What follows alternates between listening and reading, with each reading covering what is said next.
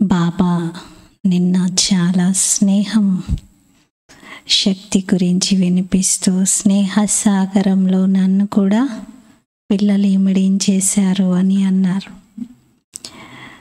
స్నేహం ఎంత గొప్ప కమాల్ చేస్తుంది అని బాబా వినిపించారు. అలాగే బ్రాహ్మణుల యొక్క ఒక్కొక్క సంకల్పము ఎంత గొప్ప శక్తిని కలిగి ఉంది. మీరు తలుచుకుంటే మీరు చేయలేనిదేమీ లేదు అని అన్నారు. కేవలం అమృత వేళ సంకల్పం చేయండి.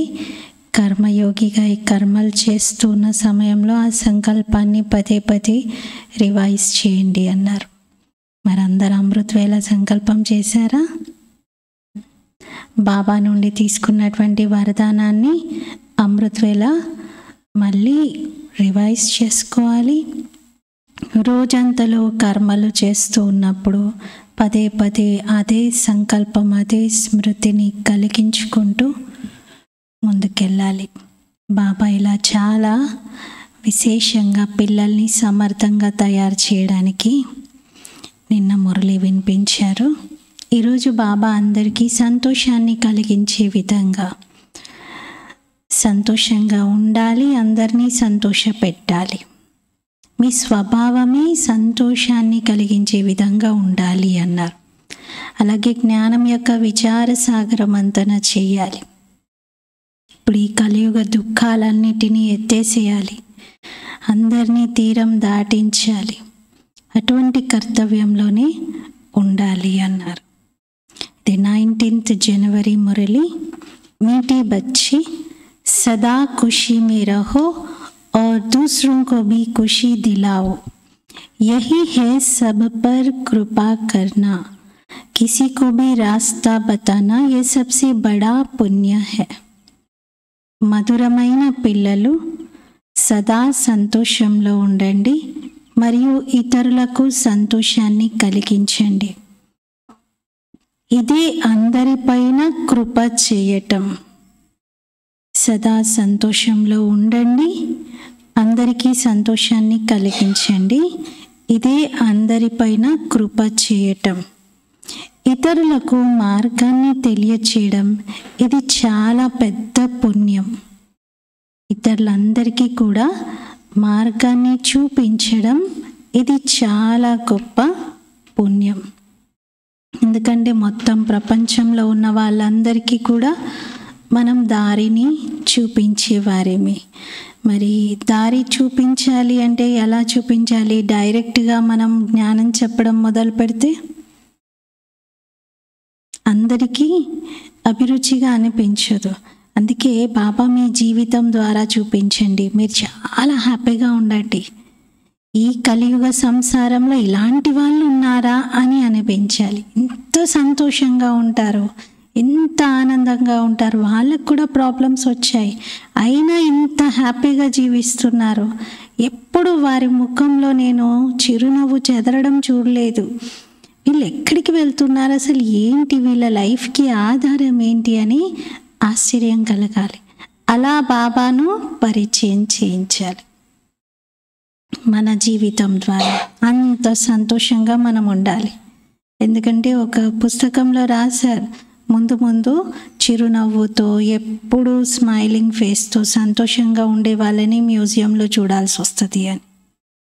అంటే అంతగా ఇక్కడ దుఃఖాలు కష్టాలు పెరిగిపోయాయి కాబట్టి అందరూ బాధలోని సీరియస్గానే ఏదో ఒక టెన్షన్లోనే కనిపిస్తున్నారు. మరి ఇటువంటి ప్రపంచంలో మనం సదా సంతోషంగా ఉంటూ అందరికీ సంతోషాన్ని కలిగించాలి. ఇది చాలా గొప్ప పుణ్యం, ఇది చాలా గొప్ప సేవ జరుగుతుంది. దీని ద్వారా అందరికీ మార్గము లభిస్తుంది.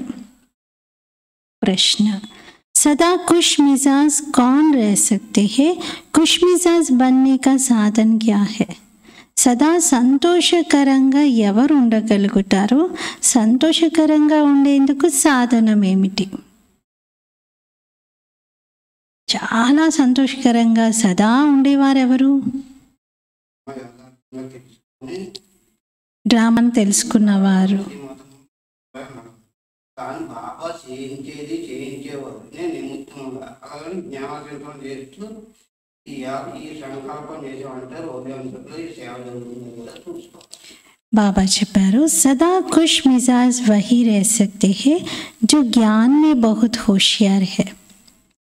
సదా సంతోషకరంగా ఎవరు ఉండగలుగుతారు అంటే జ్ఞానంలో చాలా చురుకుగా ఉన్నటువంటి వారు. जो ड्रामा को कहानी की तरह जानते और सिमरन करते हैं. ఎవరైతే డ్రామాను ఒక కథ మాదిరిగా తెలుసుకుంటారో స్మరిస్తారో వారికి. खुश मिजाज बनने के लिए सदा बाप की श्रीमत पर चलते रहो. సంతోషకరంగా ఉండడానికి ఎల్లప్పుడూ బాబా శ్రీమతంపై నడుస్తూ ఉండండి. अपने को आत्मा समझो और बाप जो भी समझाते हैं उसका अच्छी तरह मंथन करो. స్వయాన్ని ఆత్మగా భావించండి మరియు బాబా ఏదైతే అర్థం చేయిస్తారో దాన్ని మంచి రీతిగా మంతన చేయండి. ఫస్ట్ ఏం చేయాలి? శ్రవణం, తర్వాత మననం మంథనం చేయాలి. బాబా చెప్పిన విషయాలపైన మంతన చేయాలి. విచార సాగర మంతన చేస్తూ ఉంటే చాలా సంతోషకరంగా ఉంటారు. విచార సాగర మంతన చేయడం చాలా అవసరం. ఎంతెంత విచార సాగర మంతన చేస్తే అంత సంతోషం కలుగుతుంది.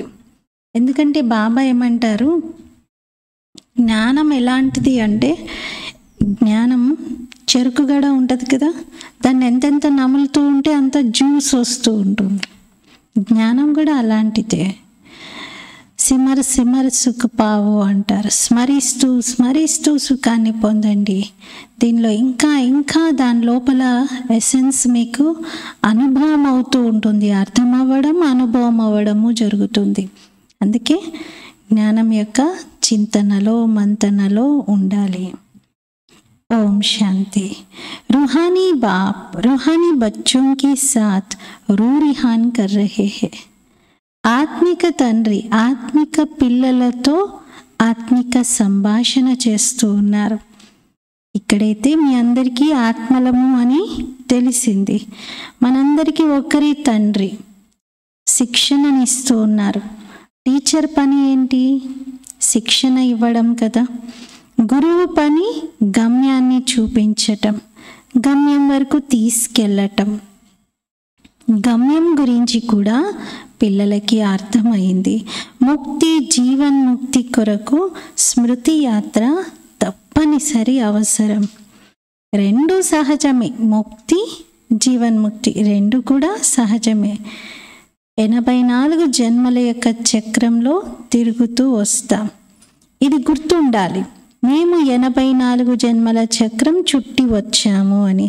ఇప్పుడు మేము తిరిగి ఇంటికి వెళ్ళాలి అని. కానీ పాప ఆత్మలు ముక్తి జీవన్ముక్తిలో తిరిగి వెళ్ళలేరు. ముక్తికి వెళ్ళాలన్నా జీవన్ముక్తిలోకి వెళ్ళాలన్నా పాప భారం మోసుకొని వెళ్ళలేరు. ఆ పాపాల మూట ఇక్కడే దించేసేయాలి.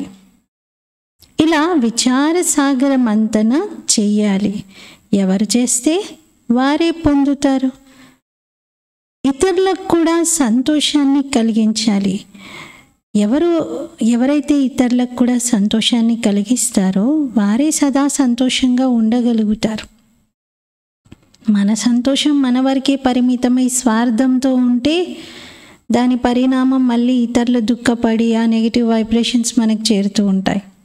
కానీ మనము ఎలా అంటే ఇతరులను కూడా సంతోషపెడుతూ సంతోషకరమైన స్థితిలోని సదా ఉండాలి. ఇతరుల పైన కూడా కృప చూపించాలి, దారి చూపించాలి.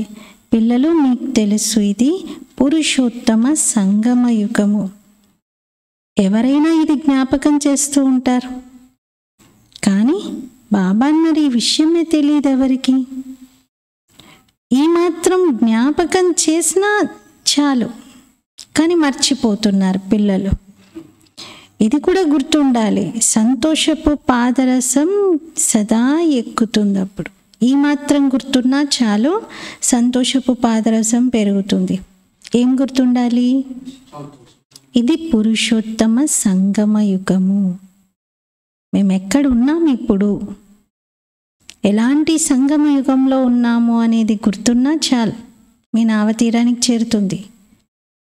మీరు చాలా హ్యాపీగా ఉండగలుగుతారు అంటున్నారు.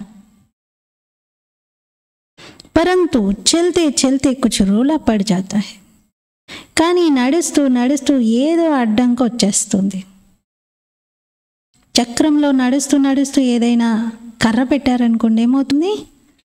ఆగిపోతుంది బండి. అలా అయిపోతుంది. जैसे पहाड़ों पर नीचे ऊपर चढ़ना होता है, वैसे बच्चों की अवस्था भी ऐसे होती है.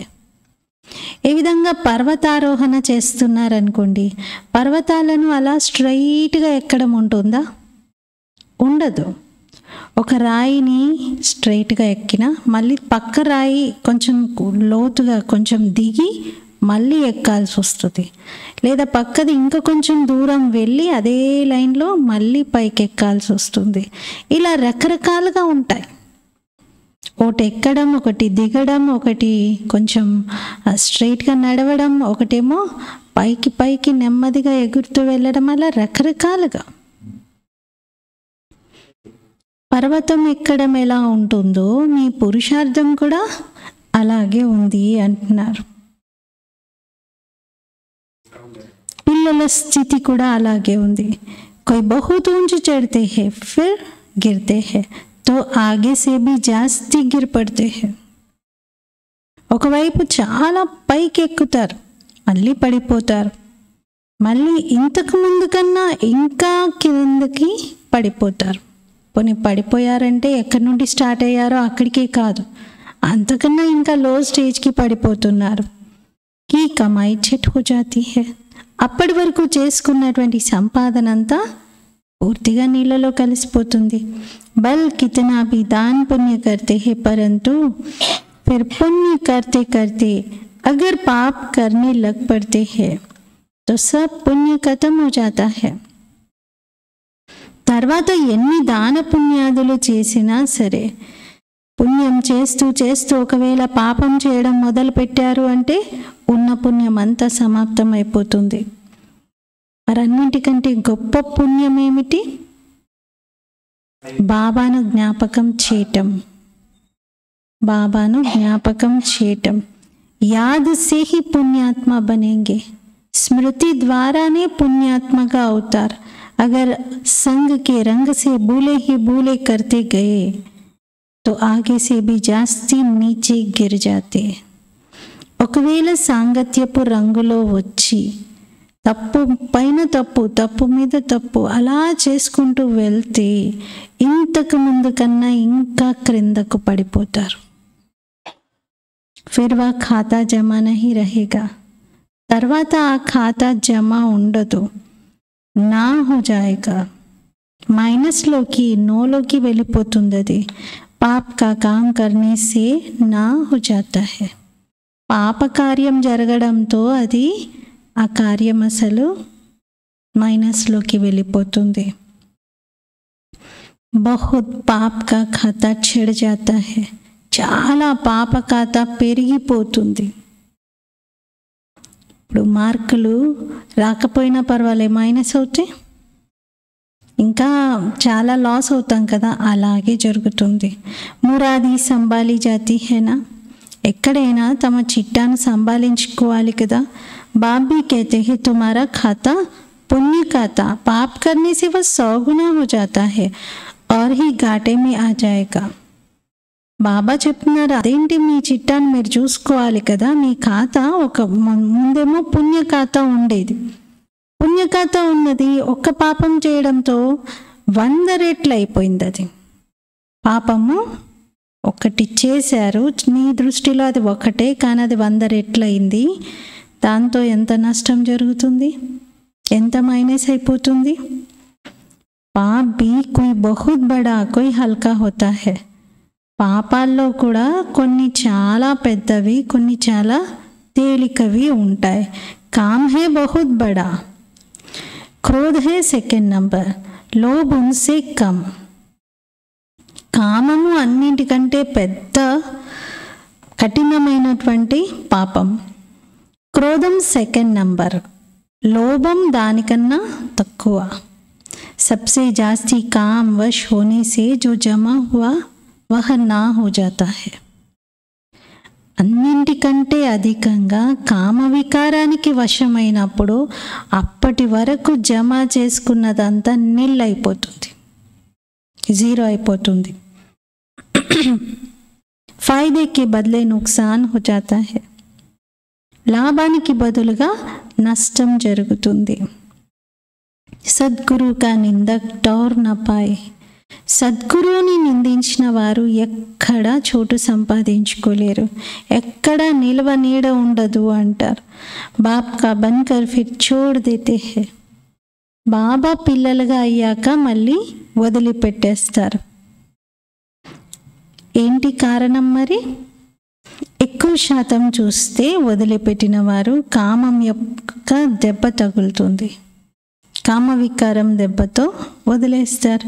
ఇది చాలా పెద్ద కఠినమైన శత్రువు. ఉన్కా హీ బుత్ బనాకర్ జలాతే హై. దాని యొక్క బొమ్మని తయారు చేసి కాలుస్తూ ఉంటారు. క్రోధ్ లోభ్ కా బుత్ నహీ బనాయింగే. క్రోధము లోభం యొక్క భూతంను అంటే విగ్రహాన్ని తయారు చేయరు. క్రోధం లోభం యొక్క బొమ్మను తయారు చేసి కాల్చడం ఉండదు, కామం యొక్క బొమ్మని తయారు చేసి కాలుస్తారు. కామ్ పర్ హీ పూరి జీత్ పానీ హై. కామ వికారం పైనే పూర్తిగా విజయాన్ని పొందాలి, అప్పుడే జగజ్జీతులుగా అవుతారు. అందరూ పిలుస్తూ ఉన్నారు కదా, రావణ రాజ్యంలో ఎవరైతే పతితంగా అయ్యారో వారందరూ మమ్మల్ని పావనంగా చేయండి అని పిలుస్తున్నారు. గాతేతో సబ్ హే పతిత్ పావన్. పిలవడానికైతే అందరూ పిలుస్తున్నారు పతిత పావన అని. ఏ పతితులను పావనంగా తయారు చేసేవాడా రావాలి అని. మరి అందరినీ పావనంగా తయారు చేసి సీతారామ రావాలి అని పిలుస్తారు. సీత యొక్క రాముడుని పిలుస్తున్నారు. పరంతు అర్థ నహీ సమజ్తే. కానీ అర్థం తెలుసుకోవట్లేదు. ఇప్పుడు సీతాపతి రాముడు అంటే సీతకు చెందినవాడే కాదు. సీత అంటే మనమందరం ఆత్మలం, మనందరికీ చెందినవాడు రాముడు అనేది తెలియట్లేదు అంటున్నారు.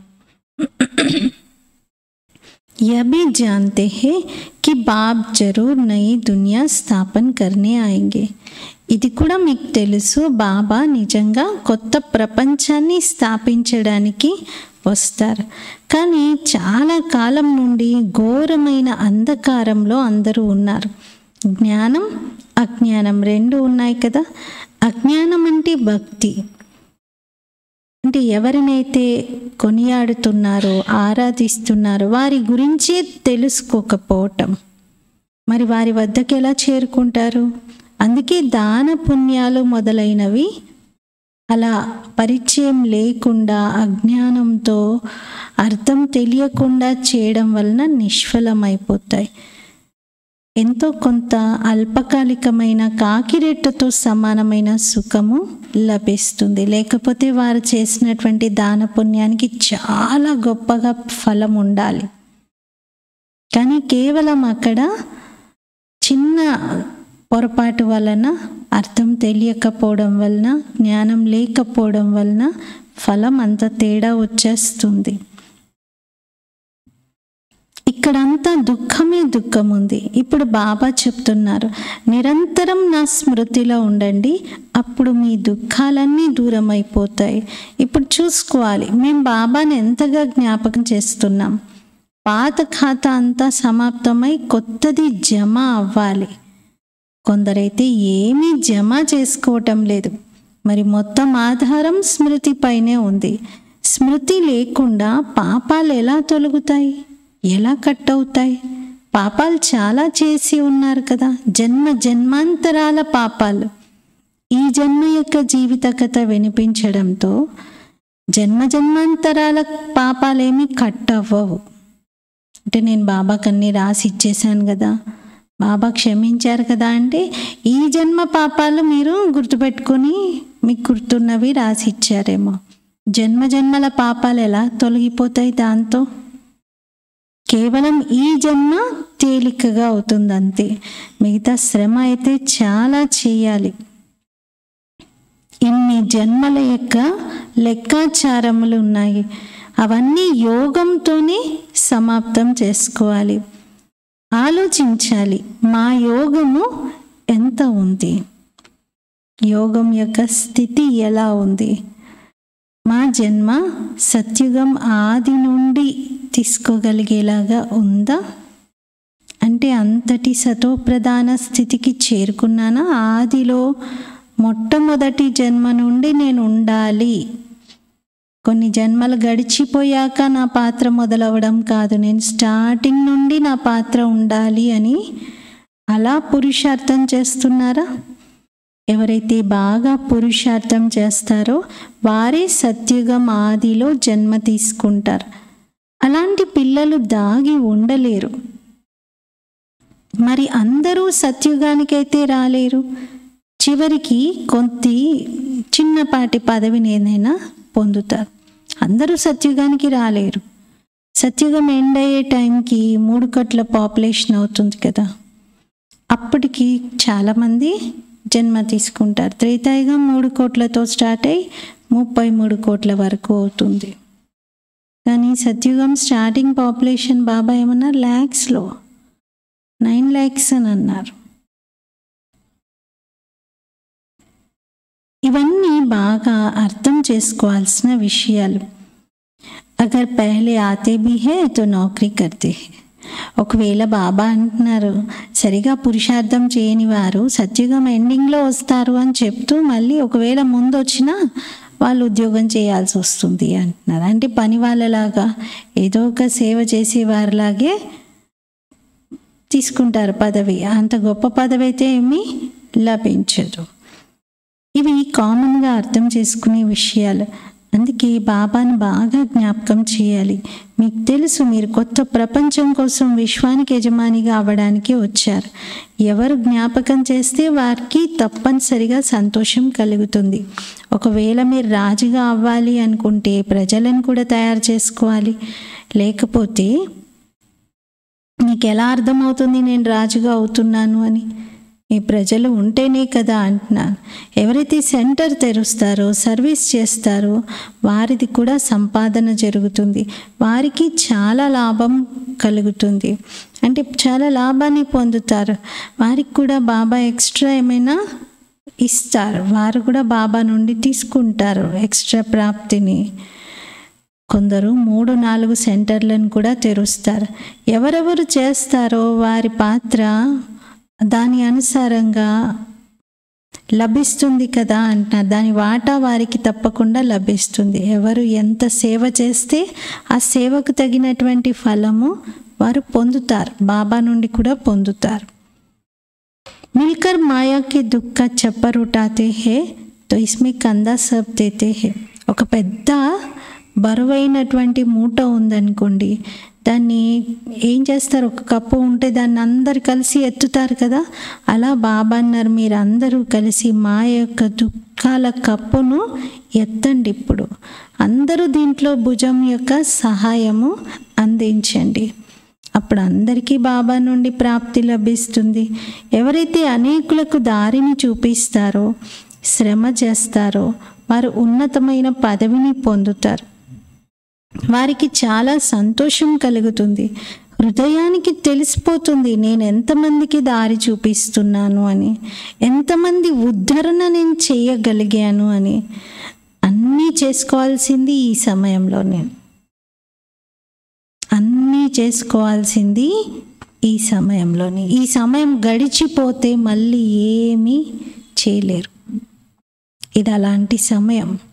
ఇది పురుషోత్తమ సంగమ యుగము. ఇప్పుడు ఏం చేసుకుంటే అది మొత్తం 5000 సంవత్సరాల కోసం, 84 జన్మల కోసము ఇప్పుడే చేసుకోవచ్చు ఏదైనా, ఇంకా తర్వాత లేదు. మరి खान पान तो सबको मिलती ही है, कोई तो कुछ भी काम नहीं करते हैं. ఆహార పానీయాలు అయితే అందరికీ దొరుకుతున్నాయి కదా, కొందరు అసలు ఏమీ సేవనే చేయటం లేదు. ఈ విధంగా మా అమ్మ చూడండి ఎంత సేవ చేశారు, సర్వీస్ చేసి అనేకుల కళ్యాణం చేశారు. ఎంత కళ్యాణం జరిగింది. మరి ఇక్కడ బాగా సేవ చెయ్యాలి, యోగం యొక్క సేవ కూడా చెయ్యాలి. ఎంత డీప్గా బాబా యొక్క డైరెక్షన్స్ లభిస్తూ ఉన్నాయి. యోగం చేయడం కూడా సేవనే. యోగం మీరు చేస్తే మీ వైబ్రేషన్స్తో మొత్తం విశ్వంలో శాంతి ప్రకంపనాలు వ్యాపిస్తాయి. ఇది సేవనే. బాబా డీప్ డైరెక్షన్స్ ఇస్తున్నారు. ముందు ముందు ఏమేం పాయింట్స్ వెలువడతాయి, రోజు రోజుకి మీ ఉన్నతి జరుగుతూ ఉంటుంది. మరి కొత్త కొత్త పాయింట్స్ అన్నిటినీ కూడా మీరు నోట్ చేసుకోవాలి. ఎవరైతే సేవలో నిమగ్నమై ఉంటారో వారు వెంటనే పట్టుకుంటారు. బాబా ఈరోజు ఒక కొత్త పాయింట్ చెప్పారు, వాటిని స్పెషల్గా నోట్ చేసుకుంటారు. ఎవరైతే సర్వీసే చేయరో వాళ్ళ బుద్ధిలో ఈ విషయాలే నిలవవు. ఇతరులకి చెప్పాలి అని తపన ఉన్నటువంటి వారు తప్పకుండా దాన్ని నోట్ చేసుకుంటారు, లేకపోతే అస్సలు బుద్ధిలో నిలవవు.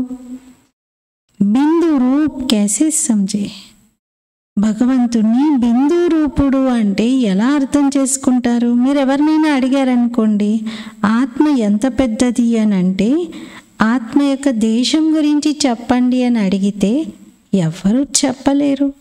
మనుష్యులు పరమాత్మని యొక్క నామరూప దేశ కాలాలను అడుగుతారు. మీరు ఆత్మది అడగండి అంటున్నారు. పరమాత్మని గురించి మీరు తెలుసుకోవాలనుకుంటున్నారు, ముందు అసలు ఆత్మ యొక్క నామం ఏంటి, ఆత్మ యొక్క దేశం ఏంటి, ఆత్మకాలం, దాని గురించి అడగండి. అప్పుడు కన్ఫ్యూజ్ అయిపోతారు. ఎవరికీ తెలియదు. ఆత్మ ఎంత చిన్న బిందువు, కానీ ఎంత గొప్ప పాత్ర ఇమిడి ఉంది. ఇక్కడైతే ఎంతోమంది ఆత్మ పరమాత్మ గురించి తెలుసుకున్నటువంటి వారు కనబడతారు. అంటే చాలామంది ఉన్నారు ప్రపంచంలో. ఆత్మ తెలియదు, పరమాత్మ తెలియదు. కేవలం బాబా ఇక్కడ వికారాల సన్యాసం చేయిస్తున్నారు. అది కూడా చూడండి ఎంత అద్భుతం ఉందో. ప్రపంచంలో ఆత్మ పరమాత్మ జ్ఞానం లేకపోయినా వికారాలను వదిలిపెట్టిన వాళ్ళు చాలామంది ఉన్నారు. వికారాలు లేకుండా జీవిస్తున్నవారు, అది కూడా గొప్ప విషయమే అంటున్నారు. సన్యాసుల ధర్మం వేరు. ఈ జ్ఞానం మీకోసమే బాబా అర్థం చేయిస్తారు. మీరు పవిత్రంగా ఉండేవారు, తర్వాత అపవిత్రంగా అయ్యారు, మళ్ళీ పవిత్రంగా అవ్వాలి. మీరే 84 జన్మల యొక్క చక్రంలో వస్తారు. ప్రపంచంలో ఎవరికి కూడా ఈ విషయాల గురించి తెలియదు. జ్ఞానం వేరు, భక్తి వేరు. జ్ఞానము ఉన్నతి మార్గంలో తీసుకెళ్తుంది. జ్ఞానానికి భక్తికి రాత్రికి పగలికి ఉన్నంత తేడా ఉంది. మనుషులు ఎన్నో వేదాలు శాస్త్రాలు వీటన్నింటినీ చదివి వేదశాస్త్రాల అథారిటీగా స్వయాన్ని భావించుకుంటారు. కానీ బాబా అంటున్నారు, అసలు అలాంటి అథారిటీ మొత్తం అన్నింటి సారము ఒక్క భగవంతుడు మాత్రమే చెప్పగలుగుతారు, ఇంకెవరికి ఏమీ తెలీదు అంటున్నారు. మీకు కూడా ఇప్పుడే బాబా చెప్తే తెలుస్తూ ఉన్నాయి. మీలో కూడా నంబర్ వారీగా ఉన్నారు. మరిచిపోతూ ఉన్న కారణంగా జ్ఞానం పాయింట్స్ని మీ సంతోషం కూడా మాయమవుతుంది. లేకపోతే మీకు అనంతమైన సంతోషం కలగాలి. బాబా నుండి మాకు ఈ వారసత్వం లభిస్తుంది. ఎంత సంతోషంగా చెప్పాలి ఈ విషయాన్ని. బాబా సాక్షాత్కారం కూడా చేయిస్తున్నారు. కానీ సాక్షాత్కారం జరిగాక శ్రీమతం పైన నడవకపోతే లాభం ఏముంటుంది? నాకు సాక్షాత్కారం జరిగింది అని అనుకుంటారు, కానీ తర్వాత ఇంకా నేను శ్రీమతం వదిలేస్తాను, లాభం ఏముంటుంది? బాబాను దుఃఖంలో అందరూ స్మరిస్తారు. వారిని లిబరేటర్, హే రామ్, హే ప్రభు అని అంటారు. కానీ వారెవరు అనేది తెలుసుకోవట్లేదు. భక్తిలో ఎవరు కూడా స్వయాన్ని ఆత్మగా భావించి తండ్రిని జ్ఞాపకం చేయండి అని చెప్పరు. ఒకవేళ అలా చెప్పినా కూడా పరంపర నుండే నడవాలి, ఏదైనా సరే పరంపర నుండి వచ్చిందే చెప్తారు. భక్తి కూడా అలా ఎప్పటి నుండో నడుస్తూ ఉంది కదా. భక్తులు అనంతమైన అంటే చాలామంది ఉన్నారు, లెక్కలేనంత మంది ఉన్నారు. భక్తి కూడా లెక్కలేనంతగా ఉంది. జ్ఞానమైతే ఒక్కటే. భక్తి అనేక రకాలుగా చూపిస్తారు. మనుషులు అనుకుంటారు భక్తితో భగవంతుడు లభిస్తారు అని. కానీ ఎలా, ఆ విధానం ఏంటి, ఎప్పుడు లభిస్తారు అది తెలుసుకోవట్లేదు. ఇప్పుడు బాగా భక్తి చేసిన వారే ఈ జ్ఞానంలోకి రాగలుగుతారని బాబా అన్నారు. భక్తి యొక్క ఫలం ఈ జ్ఞానం అనేది,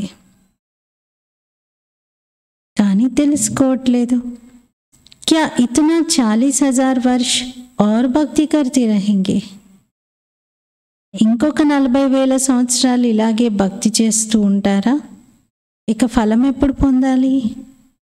ఇంకా 40,000 సంవత్సరాలు భక్తి చేసుకుంటూ ఉంటే భక్తి యొక్క ఫలం అదెప్పుడు అనుభవం చేయడం? మరి ఒకవైపు మనుషులు భక్తి చేస్తూ ఉన్నారు, మరొక వైపు జ్ఞానం తీసుకుంటూ ఉన్నారు.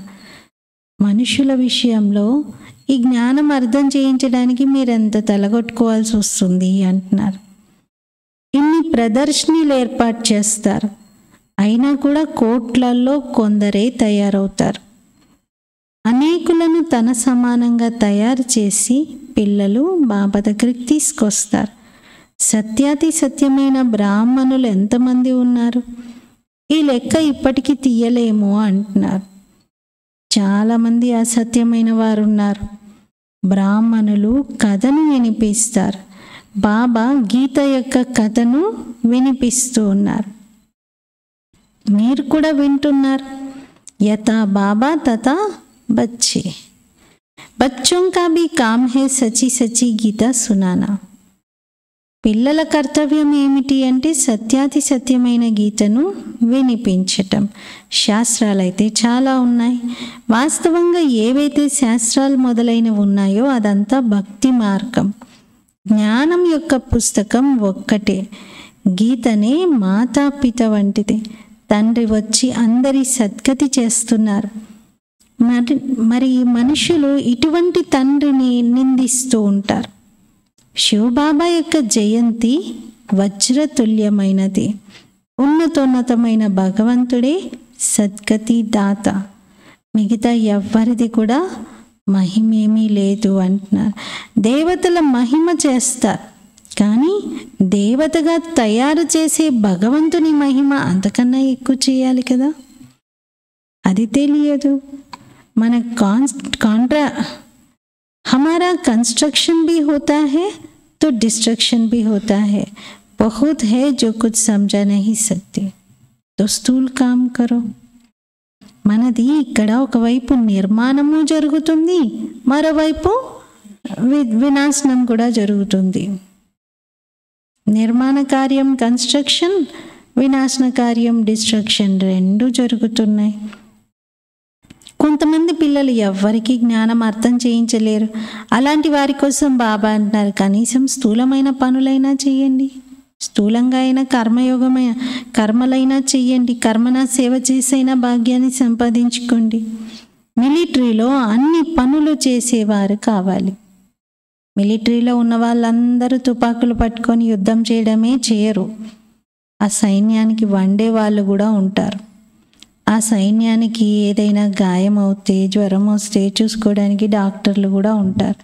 వాళ్ళ దగ్గర అన్ని పనులు చేసే వాళ్ళు కూడా ఉంటారు. వాళ్ళు కూడా మిలిటరీలో పనిచేయడమే, కానీ రకరకాల పనులు ఉంటాయి కదా. అందరూ తుపాకీ పట్టుకొని యుద్ధమే చేసే వాళ్ళు కాకుండా అరేంజ్మెంట్స్ చేసే వాళ్ళు కూడా ఉంటారు. భోజనం వండేవారు, పెట్టేవారు కూడా ఉంటారు వారికి. ఎక్కడికి వెళ్ళినా సరే చదువుకున్న వారి ముందు చదువుకోని వారు తల వంచవలసి వస్తుంది. మమ్మ బాబా ఏం చేస్తున్నారో అది మీరు నేర్చుకోండి. మీరు కూడా ఇతరులకి అర్థం చేయించండి. మీకే అర్థమవుతుంది కదా అనన్యమైన పిల్లలు ఎవరెవరు ఉన్నారు అనేది. బాబాని అడుగుతూ ఉంటారు. బాబా పేరు కూడా చెప్పేస్తారు, ఫలానా వాళ్ళని మీరు ఫాలో చేయండి అని. ఎవరైతే సర్వీసేబుల్గా ఉన్నారో వారు ఇతరులకి అర్థం చేయించగలుగుతారు. ఎవరైతే సేవాదారిగా సర్వీసేబుల్గా లేరో వాళ్ళెవరికి చెప్పలేరు. వాళ్ళు ఇంకా సమయాన్ని వృధా చేస్తూ ఉంటారు. బాబా అర్థం చేయిస్తారు, స్వ ఉన్నతిని చేసుకోవాలి అనుకుంటే ఇక్కడే చేసుకోగలుగుతారు. చిత్రాలు ఎన్ని ఉన్నాయి, 84 జన్మలు ఎలా తీసుకున్నారు, ఇది అర్థం చేసుకోండి, అర్థం చేయించండి. ఎంత సహజం ఇది. మీరు ఇలా తయారవుతున్నారు.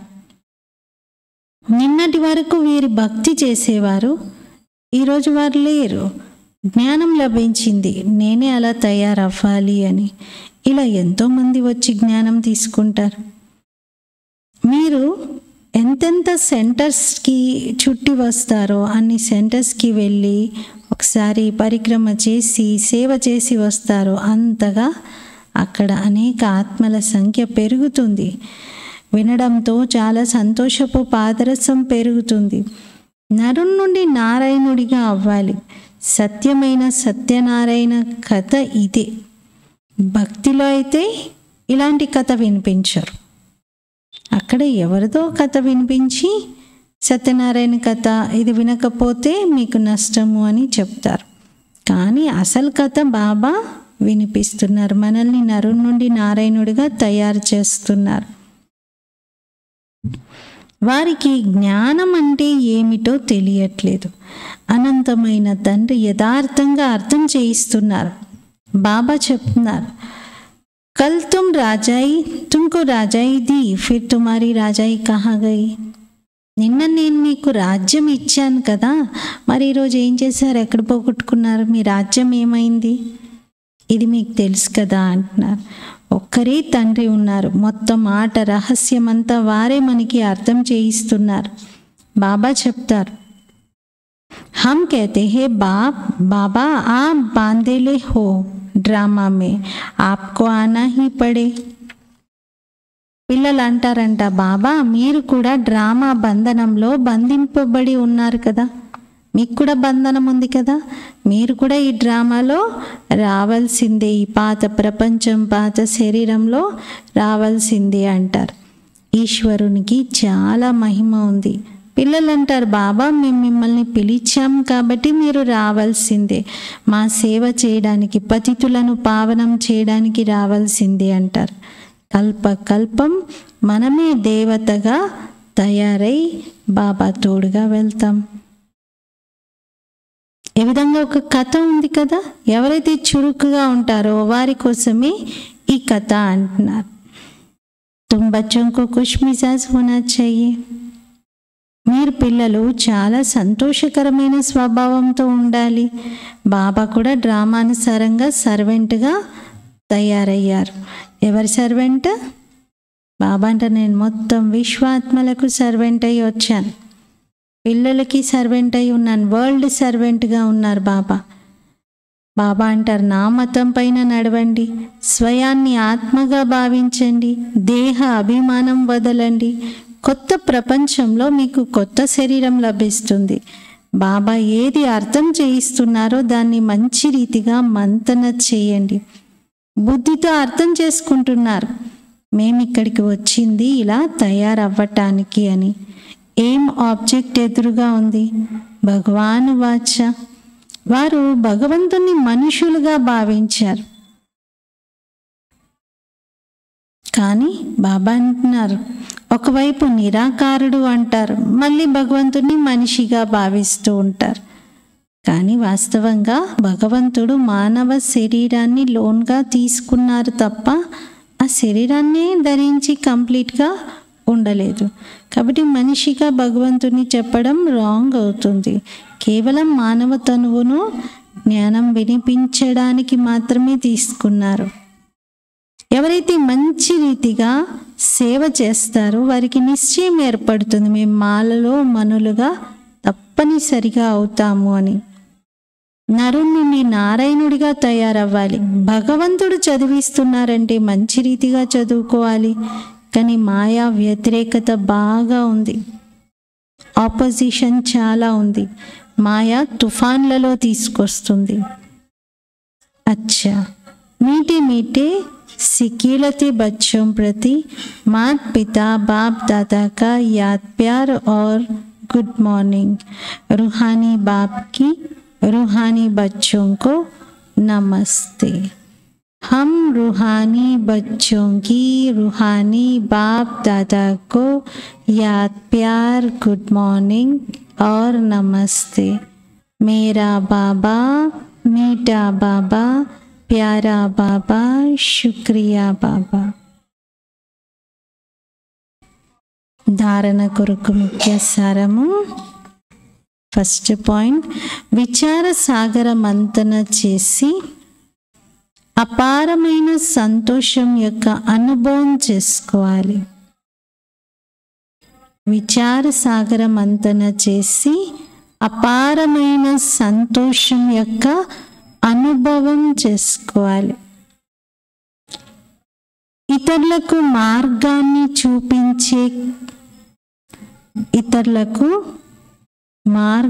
చూపించే కృప చేయాలి.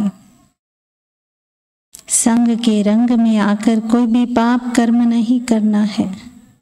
సాంగత్యపు రంగులోకి వచ్చి ఎలాంటి పాప కర్మలు చేయకూడదు. ఒకవేళ సాంగత్యపు రంగులో వచ్చి ఏదైనా పాపం చేస్తే ఆ పాపం వెంటాడుతుంది. అది నిద్ర పట్టనివ్వదు, ఆ పాపం బ్రతకనివ్వదు. ఇంకా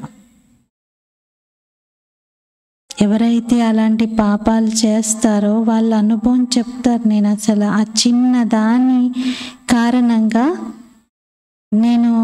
నాకు నిద్ర పట్టట్లేదు, నేనేం చేయలేకపోతున్నాను, అది వదిలేసేయండి, జరిగిందేదో జరిగిపోయింది అని ఎంతమంది ఎన్ని రకాలుగా చెప్పినా ఆ పాపం పీడిస్తూ ఉంటుంది. అందుకే ఎప్పుడు సాంగత్యపు రంగులో వచ్చి పాపకర్మలు చేయకూడదు. సెకండ్ పాయింట్, మాయా దుఃఖాల కప్పును ఎత్తటానికి అందరూ కలిసి భుజాన్ని ఇవ్వాలి, చేయూతనివ్వాలి. అందరూ తల ఒక చెయ్యి అందించాలి. మాయా దుఃఖాల కప్పును ఎత్తటానికి అందరూ కలిసి చేయి అందించాలి. సెంటర్స్ తెరిచి అనేకుల కళ్యాణానికి నిమిత్తంగా అవ్వాలి. బాబా ఫస్ట్ పాయింట్లో సంతోషం అనుభవం చేసుకోవాలంటే జ్ఞానాన్ని విచార సాగరమంతం చేయండి అన్నారు. అలాగే సాంగత్యపు రంగులో వచ్చి పాపాలు చేయొద్దు. సెకండ్ పాయింట్లో చేయూతనివ్వాలి, సహయోగం ఇవ్వాలి దుఃఖాల కప్పునెత్తడానికి. అలాగే సెంటర్స్ తెరవడానికి నిమిత్తం అవ్వాలి అన్నారు.